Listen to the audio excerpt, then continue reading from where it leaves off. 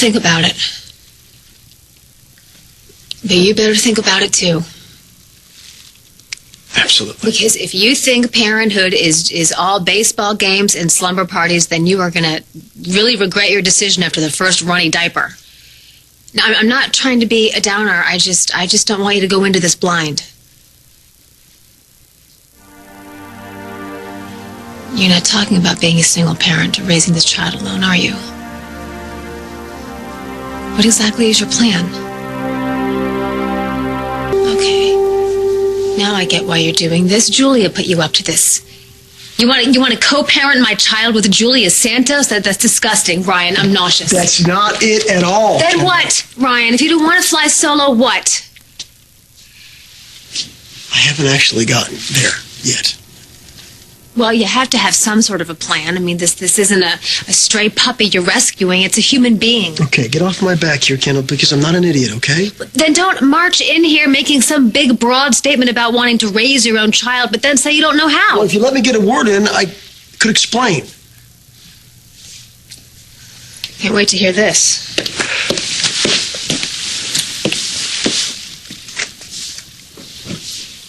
Yes. At first, I wasn't all that connected to the child that you were carrying, but a lot of time has passed, and I've had some time to sit on the thought of being a father now for a while, and I like it, and I want it.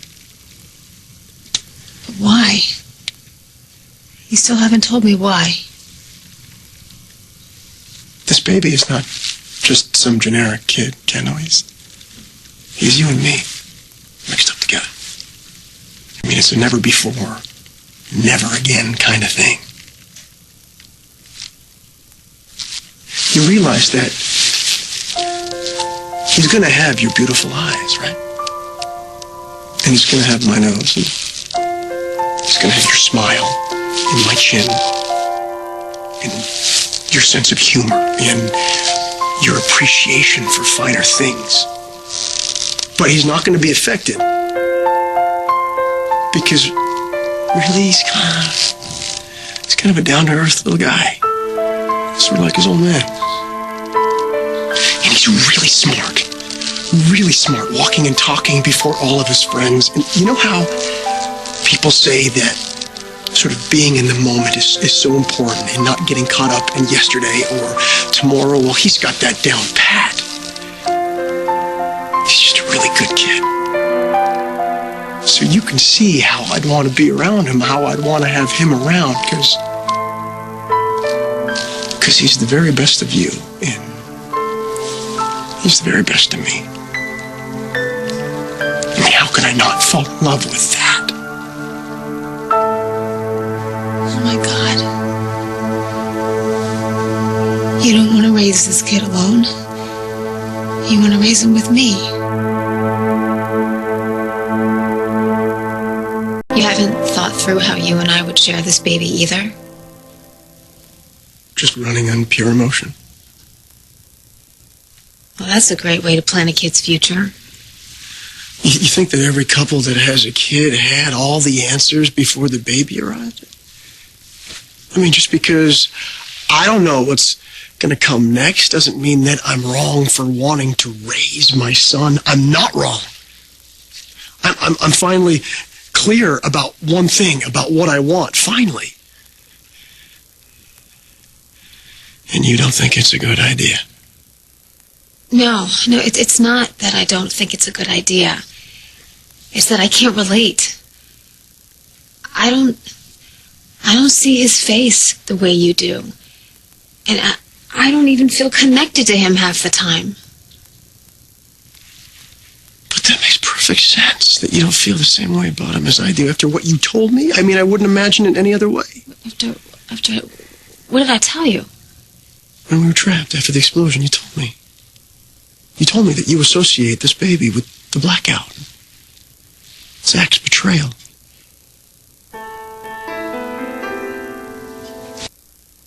You and I are going to be holding our son in a matter of months.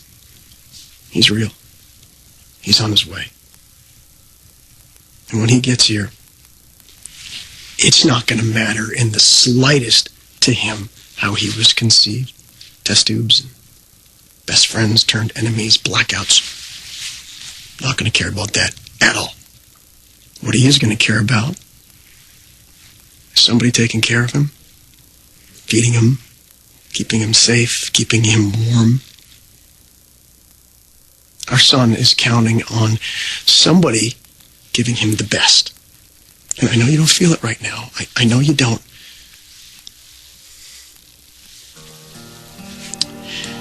But you are the best thing that child could ever ask for. And I know you're not going to be cooking family dinners every night. I know, we're chairing PTA meetings. Maybe that's not your style. Maybe. But I see you too, riding your bikes through Spain, or going to the theater in New York, or flying to LA to see his favorite band. I see it. I hate you. Why can't I just feel what you're feeling? Just a little tiny bit. Maybe then I wouldn't feel like such a cold-hearted wench. Look at the last 12 months of your life. Look at it. I pretended to be dead.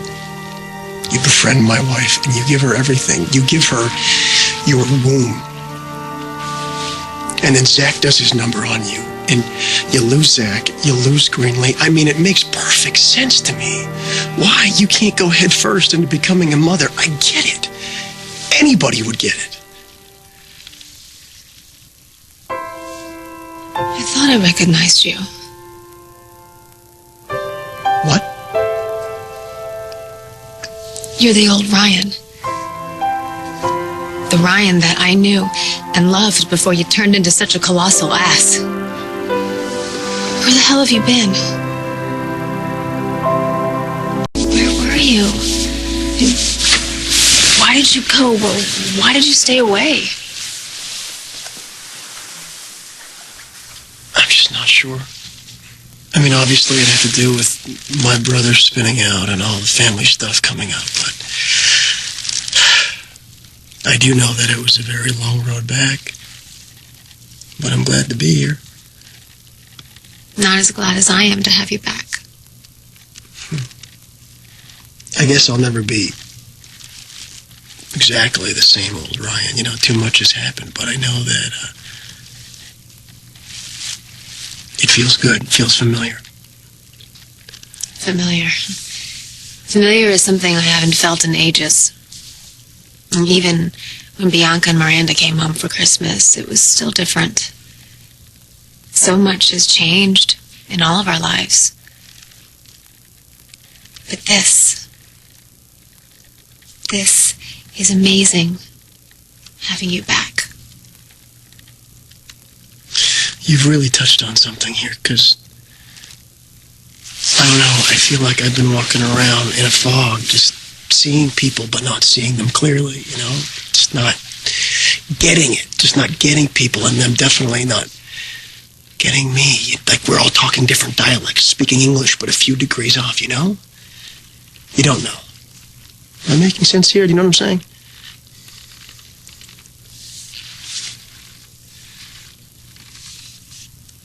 I think I finally do.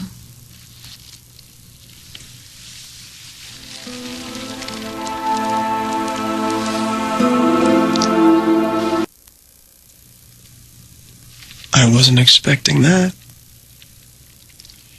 Impulses are very impulsive. You got mad at me when I kissed you. Yeah, I know.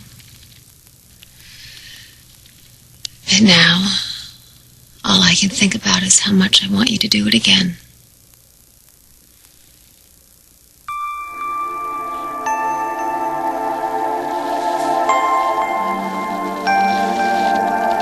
Make love to me, Ryan.